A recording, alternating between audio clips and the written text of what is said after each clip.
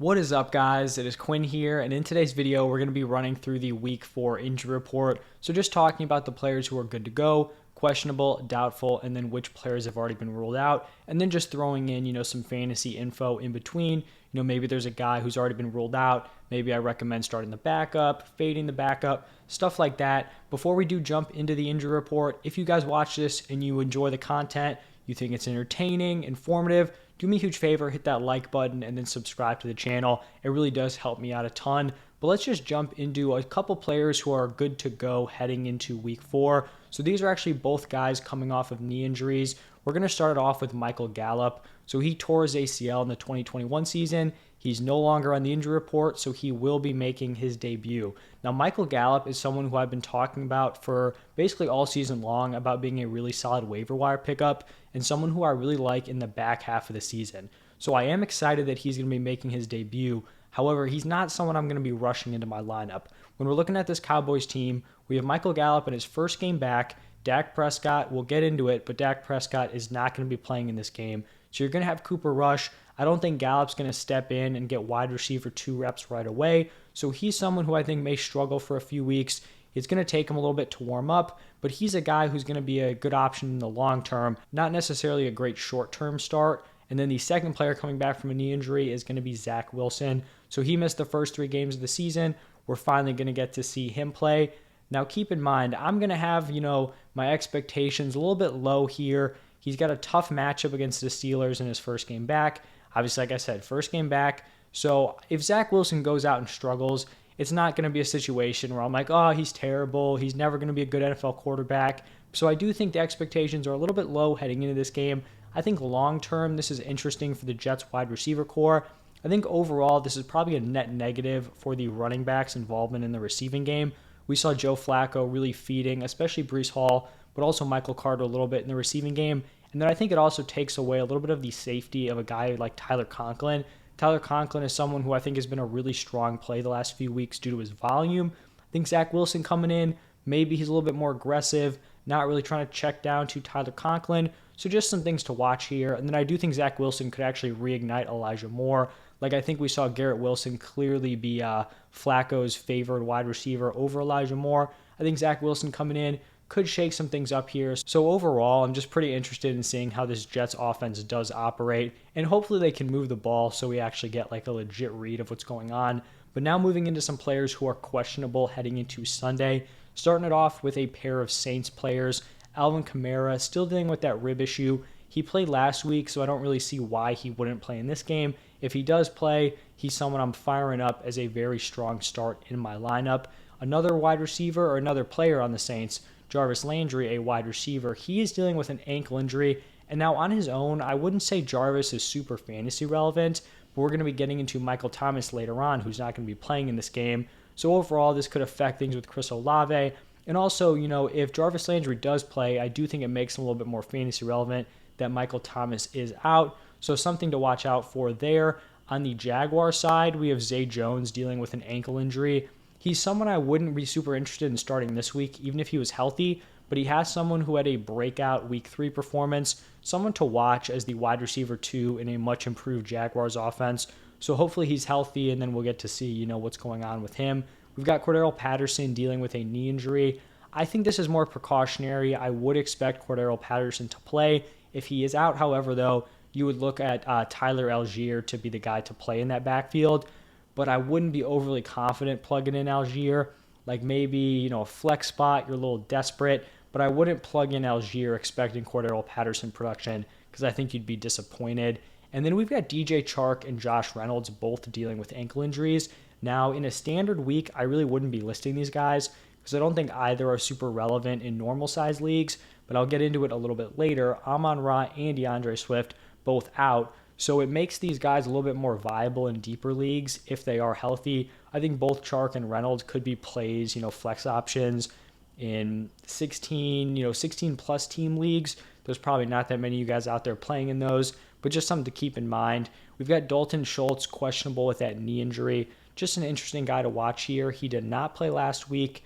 I'd geared towards him playing this week, but without Dak Prescott in the lineup, he's not someone I'm overly excited to start. So if you do have another tight end, maybe, you guy picked off waivers, but has been impressive to start off, I'm not married to, having Dalton Schultz in my lineup this week. Then we have Gabe Davis, who is dealing with that ankle injury. He missed a game, then he came back. Seems like he re-aggravated it. It looks like right now he is on track to play, and he's not someone I'd be scared off from starting in my lineup. He's playing, a ton of the snaps. His route participation is great. As long as he is healthy enough to play a normal role, he's someone I definitely want in my lineup. And then sticking with the Bills, we have Dawson Knox, who is dealing with a back and hip injury.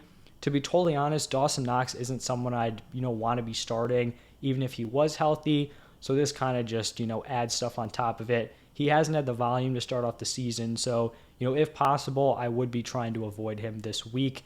Then moving over to the Cardinals, we have some wide receiver injuries. Marquise Brown dealing with a foot issue. I would gear towards him playing, and he's someone I trust, a ton in my lineup. And then we have Rondale Moore, who has not made his debut this season. He's still dealing with that hamstring injury. This has less to do with Rondale Moore's fantasy value and more to do with Greg Dortch. So I think if Rondale Moore is out, it definitely just bolsters Greg Dortch as a startable option. I still think you could consider starting Dortch if Rondale Moore is healthy because, Dortch is kind of playing that role that we'd want Rondale Moore to have. The problem for Rondale Moore, though, is that Greg Dortch has just been better than Rondale Moore has. Obviously, Rondale Moore, we've only seen him his rookie season, but Greg Dortch is producing. So I don't really think this is a spot where Rondale Moore is going to come in and immediately unseat Greg Dortch for that spot, but something to watch out for. And then we've got Christian McCaffrey dealing with a thigh injury. And I feel like anytime Christian McCaffrey appears on the injury report, everyone freaks out. It sounds like this injury is a little bit more serious than the one he had last week where they kind of just tossed him on there, but he was never really at risk of missing.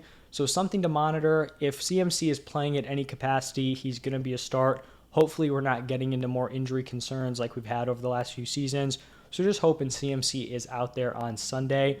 I talked about this last week. Don't normally talk about kickers.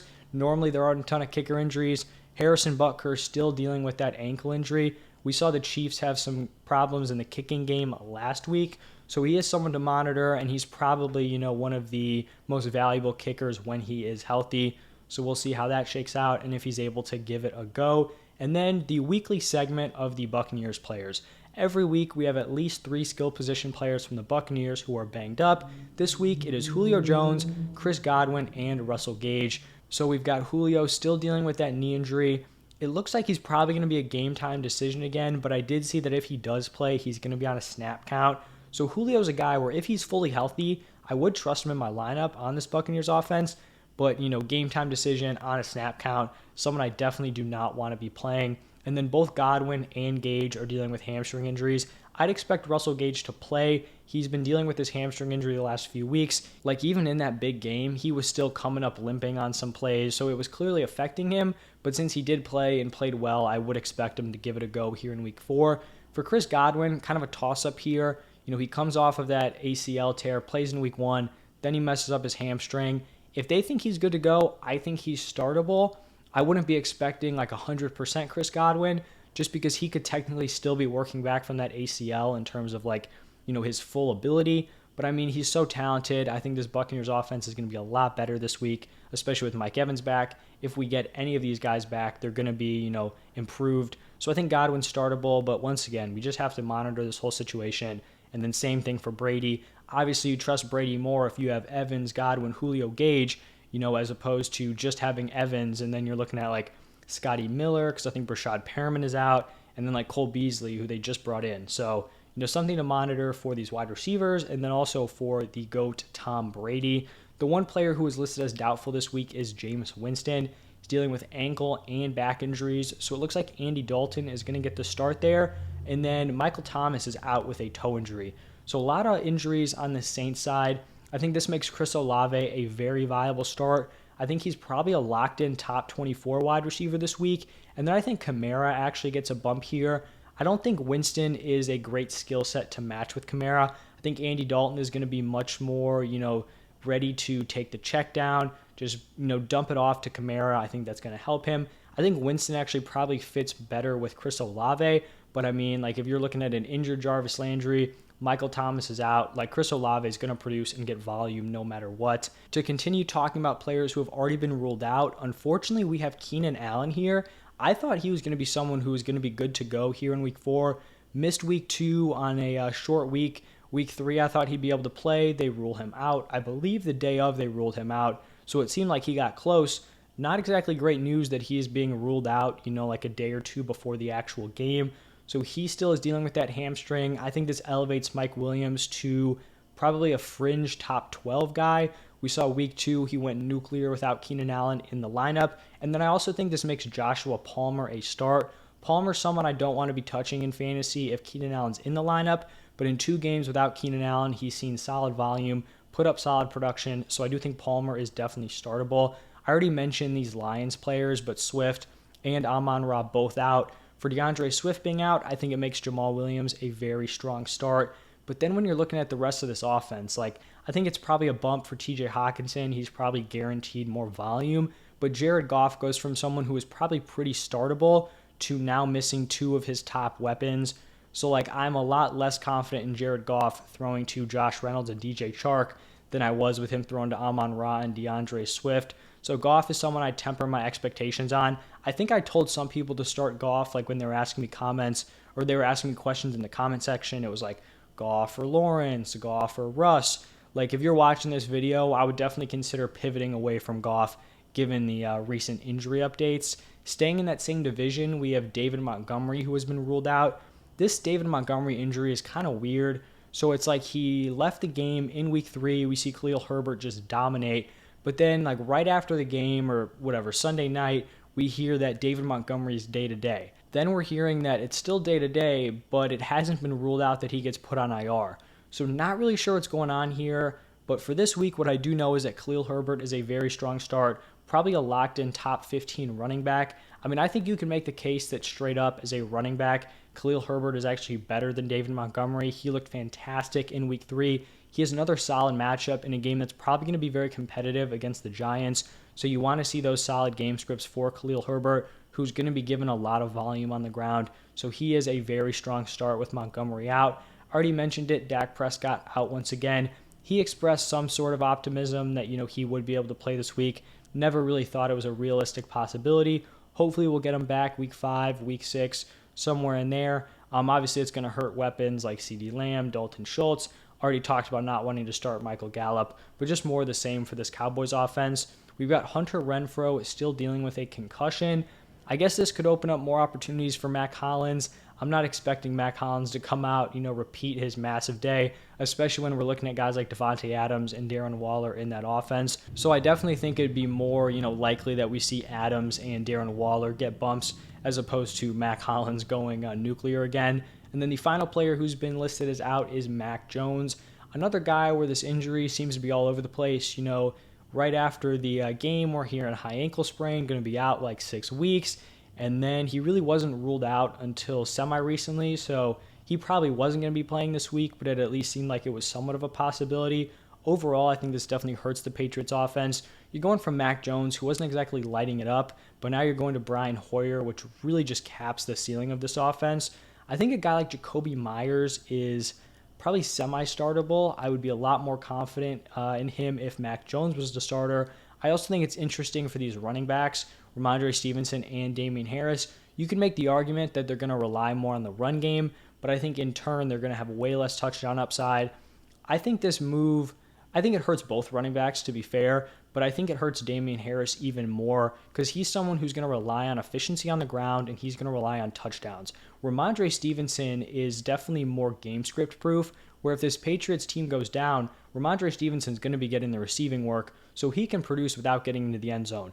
It is nearly impossible for Damian Harris to give you a solid return in your lineup without getting into the end zone. He would have to rush for 130 yards to really be a solid start without a touchdown. Ramondre can rush for 50 yards, give you, 5 for 50 as a receiver, and you're looking at 15 PPR points. So something to keep in mind there if you do have those Patriots running backs. But that is going to wrap it up for this one. All the week 4 injuries. If you guys have any last-minute fantasy questions, you guys can drop those down below in the comment section. I'll make sure to get back to every single person. As always, thank you guys for stopping by, and I will see you in the next one.